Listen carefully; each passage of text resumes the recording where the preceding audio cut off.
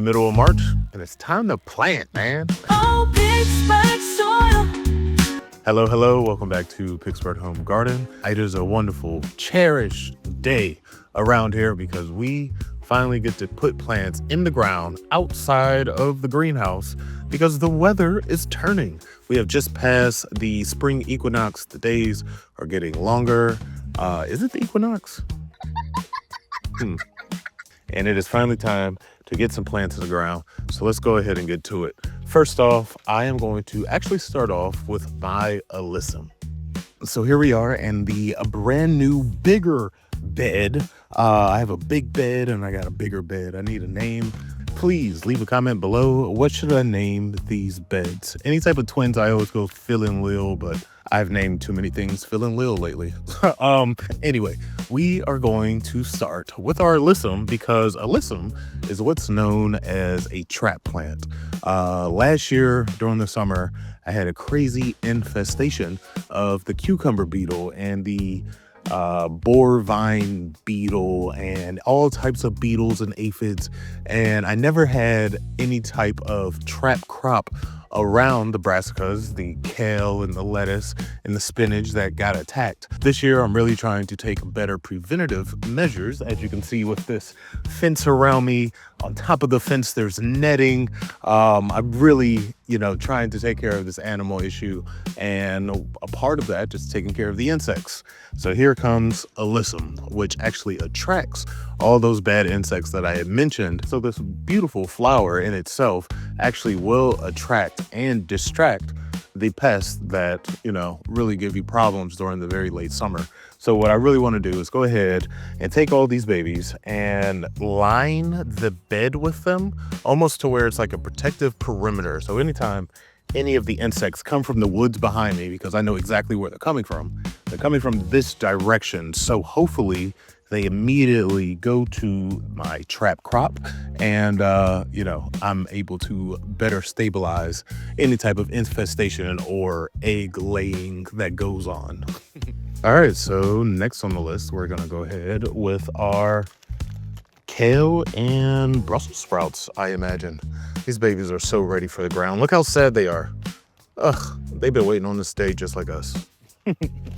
Here is actually the hard part of having a brand new, humongous bed. I mean, this thing is so big, and I love it, and I don't know why I didn't have this idea 2 years ago. But the hard thing is, it's like, how is this thing going to function? What are my walking pathways? How do I want these plants to sit? I have a grandfathered in trellis that I don't really want to move because I think it's an interesting structure the way it is in my yard. So how is this going to work? Now, we're probably on a 10-degree slope, maybe a little bit more, but it is significantly pointing towards the end of my yard. So I believe I want to plant in more rows that just kind of go along with the slope, because one thing I noticed over the last couple years with me planting sideways on this slope, I would get a lot of runoff from the bed because your rain is just kind of damming up until it washes out. So I think I'm gonna actually have these brassicas right about here in the bed. It's gonna be weird to plant in the middle of it, but I can actually give them some space. I can give all my plants the space that they need because I have this fat ass bed now, which I love. So one of the best things about planting your brassicas is realizing how small they are and the explosion of growth that happened honestly within those first 20-30 days that they're in their final home. It's actually pretty amazing that such tiny seeds, such tiny seedlings grow into 4-foot tall kale with humongous leaves. It's great. All right, so next up on the planting list is our good old heading lettuce. So I actually have a confession. Out of all the plants that I have ever planted, I am never more scared to put something in the yard than lettuce.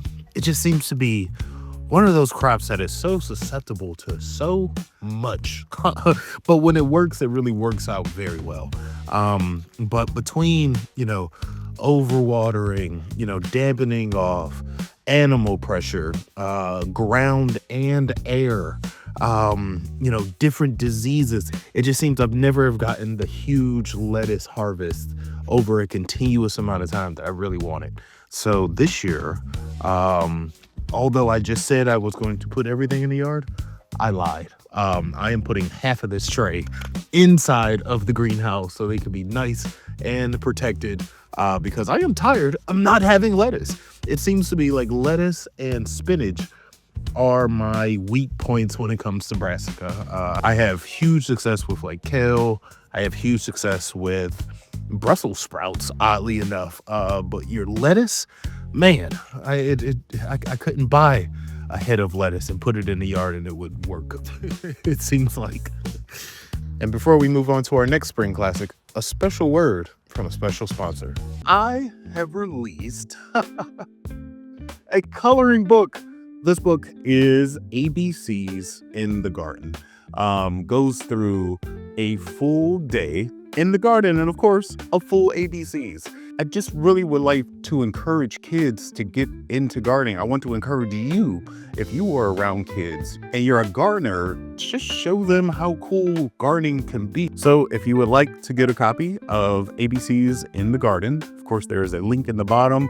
You could go on Amazon and you could type in ABCs in the garden, or you could type in PGH Home Garden and it should just pop up. You like that? Got to promote somehow, baby, All right, so next up on the list, a dumb classic, your Swiss chard and your beets.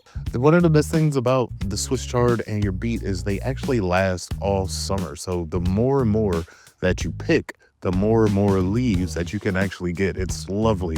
They don't bolt. You don't have to worry about the heat. They love the heat and they also love the spring. So it's just a wonderful crop to always have sown because you can put them into the garden damn near at any time. So one thing I would like to mention is that when planting out your beets and your chard, the seedlings grow pretty tall, pretty fast. So you'll end up with a seedling that kind of looks like this. And when you set it in the soil, if you just happen to let this sit on the ground as is, there is so much more chance of a fungus getting on these little tiny leaves, thus affecting the rest of your plant's life, basically, and making it die a lot sooner. So you want to make sure that when you're digging your hole and setting it in the soil, you really want to prop the leaves up as best as possible. Because then when you water, they're going to flop down anyway, but they'll reset to this default mode of actually sitting above the soil and not actually touching it. And last but not least, we are going to do an early planting of our potatoes. So we are actually in a part of the yard that I don't think I've ever shown much. This part was dug out last year or the year before with the excavator. This was supposed to be my tea bed growing area. That has since changed because this area was not kind to the teas last year. So now it's going to be a potato patch. Why not? You definitely want to pick somewhere in your yard, if you are growing potatoes, that you can dig out. I didn't want to put these next to any plants in the bed because by the time September comes, I'm going to have to dig in the soil and disrupt so much that I wouldn't want to disrupt the other plants around.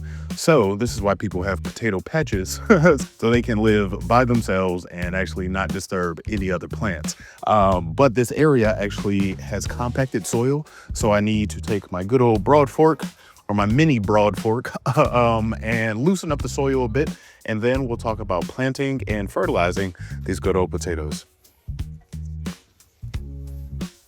Whew, I am sweating. It has gotten hot here in beautiful Pittsburgh, Pennsylvania, just like our potato planting. So now that you got some nice loose soil, you want to go ahead and probably dig down, I would say roughly about a foot. Everywhere that you look will probably say, different. You can probably go 1.5 feet if you really feel that comfortable.